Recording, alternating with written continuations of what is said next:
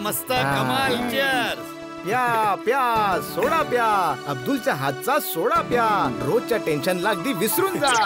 Tension तर आज जेठालालचं दूर व्हायला पाहिजे. दुपारी जेव्हा फोनवर बोललो तेव्हा त्याचं डोकं टाळ्यावर नव्हतं. हॅलो,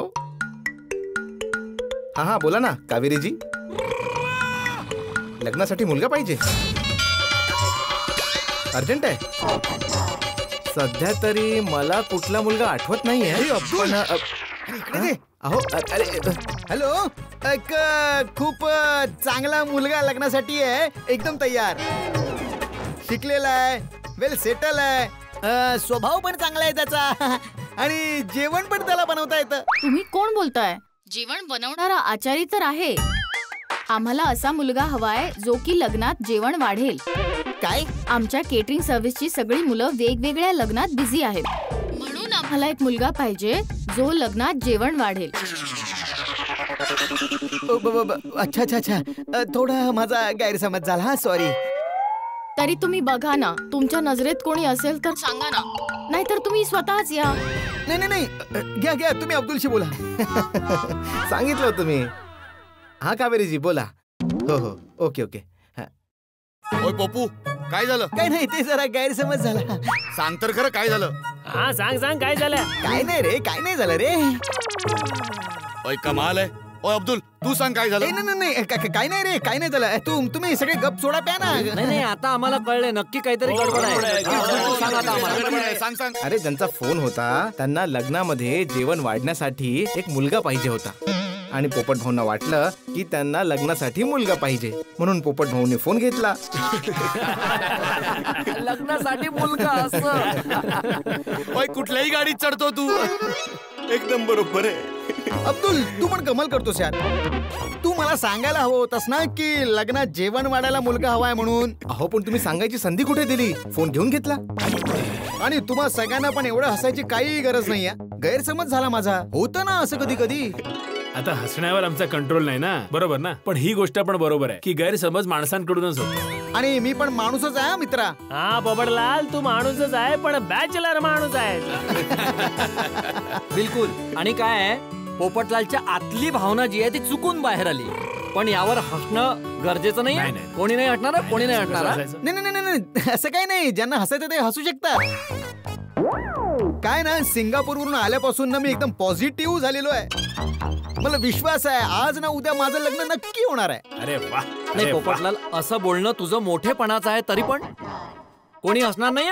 आता कोणी हसणार नाही, अजिबात कोणी हसणार नाही. काय भिड्या, बघ ना कसा हसतोय. पण पोपू, जे काही असेल तरी तू वाचलास हा.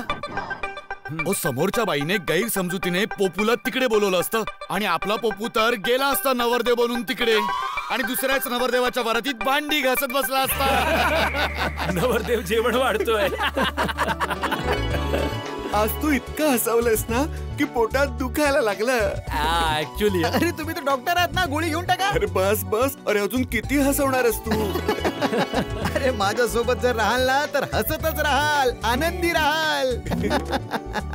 मजा आली रे, मजा आली, एकदम मजा आली. नाही खरोखरच खूपच मजा आली. आणि मजा तर सगळ्यांच्या बरोबर येते. करेक्ट आहे प्रा. एक मिनिट, जेठाभाऊ कुठे आहेत? अरे हो, जिवलग मित्र कुठे गेले तुमचे? अरे आज त्याला बिझनेसचं काहीतरी टेन्शन होतं, तर मला वाटतंय म्हणूनच त्याला लेट झालाय. काय टेन्शन आहे मेहता साहेब? अरे आता बिझनेस मध्ये बरेच टेन्शन असतात. तू आला की त्यालाच विचारूया ना. मी तर सांगितलं होतं सोडा शॉपवर ये म्हणून, तिकडे बोलूया आणि टेन्शन कमी होईल. जेठालालचं असंच असतं, स्वतः पण टेन्शन घेतो आणि दुसऱ्याला पण देतो. अरे जेठाभाऊ आलं ना की स्वतःच सांगतील ना. हे बघा, आलं ना जेठाभाऊ. जेठाप्रांचं चालणं बघून तर असं वाटतंय की खूपच टेन्शन मध्ये. ये नाही ना जेठाप्रा, अरे तुझीच वाट बघत होतो. ये बस. ये जेठालाल. या. जेठालाल काय झालं? काय नाही, मेहता साहेब सांगत होते बिझनेसचं काहीतरी टेन्शन आहे तुला. हा ते काय झालं जेठालाल, समस्येचं समाधान मिळालं? नाही मेहता साहेब, कळतच नाहीये की या नट्टू काका आणि बागाचं मी काय करू. नट्टू काका आणि बागाचं टेन्शन आहे? नाही त्यांचं टेन्शन नाहीये, पण त्यांनी जी आग लावली आहे ना त्याचं टेन्शन आहे. नट्टू काका आणि बागाने दुकानात आग लावली. अरे दुकानात नाही अय्यर भाऊ, माझ्या डोक्यात आग लावली आहे. काय जेठालाल, डोक्यात आग कशी लावणार? डोक्यात काही असेल तर आग लागेल ना.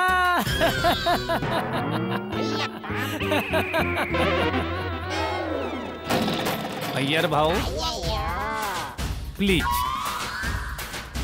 प्लीज बोलतोय मी तुम्हाला. कृपा करून आज अशी तशी गोष्ट बोलू नका, कारण मी आज अजिबात चेष्टेच्या मूड मध्ये नाही. अय्यर तू जरा शांत बस प्लीज. जेठालाल तू सांग, काय केलं नट्टू काकाने आणि बागाने?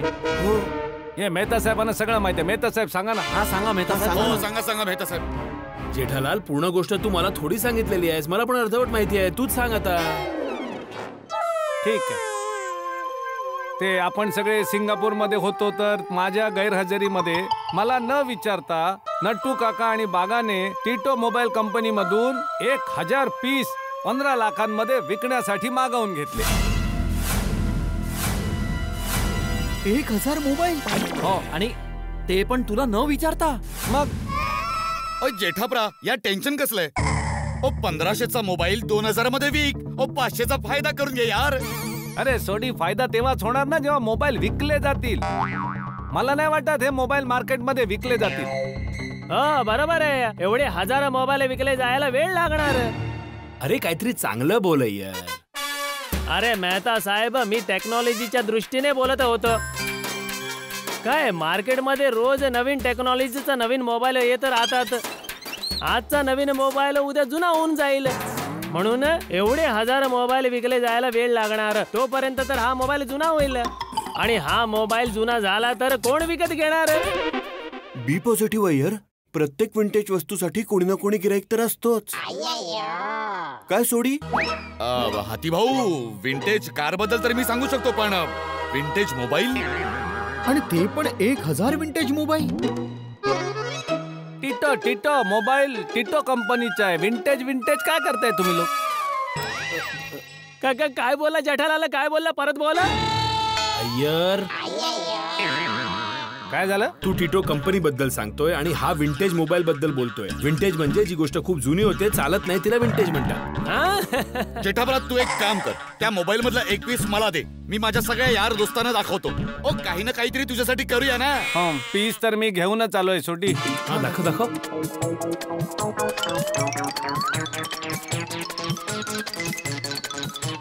हा हलका आहे ना?